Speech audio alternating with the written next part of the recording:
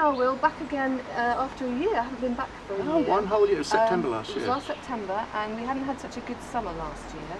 But we're sitting in your amazing dry desert garden, which to me looks so much more impressive than it did last year. Have you found the summer's been good for these sort of plants? Well, it has. I mean, I built this a couple of years ago, and I'm sure I told you then I built it with the idea of hot summers to come, Yeah. and then we had two really we horrendous. had such a wet summer that these plants had to cope with all that water, but they coped well because it's very well drained. But this summer, these haven't been watered. Not at all? Yeah, not at all, and they really take severe dryness. And as you can see, they just love it, all these cacti here. Really doing well. And when you say you haven't watered at all, but there must have been some rainfall, have you had? There's been some rainfall, but what rain we had was very short and very fast. You know, you get so it didn't really get down there.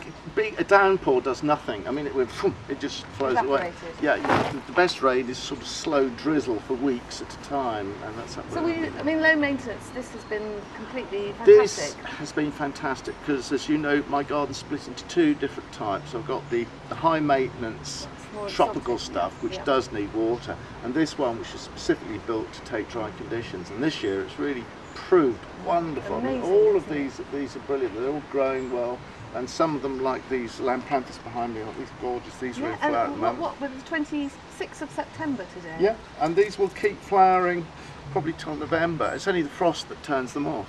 So what we're saying then is that this particular summer seems to have been a very dry summer and very intense heat.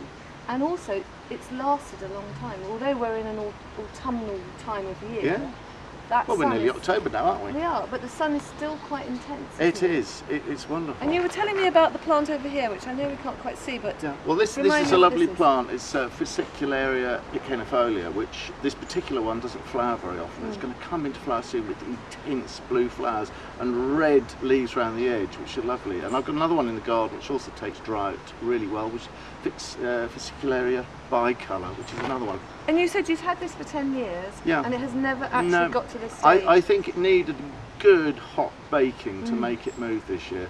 So you're expecting that in the next weeks or so? That'll flower, that'll be flowering by October, which is fine. Plants go, I don't get frost here really until about end of November. So this is well protected to actually Oh, it'll be fine. flower.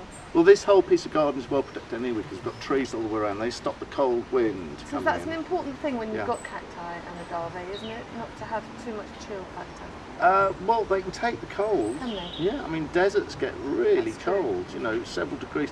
The thing with these is not so much the cold, it's being too wet in the winter. Real dryness. Yeah, which is why this is just literally just sand and gravel. It's really impoverished soil, but they love that. They thrive on it. Fantastic. Right, well, let's go over and have a look at what's been happening in the exotic garden. Let's do that.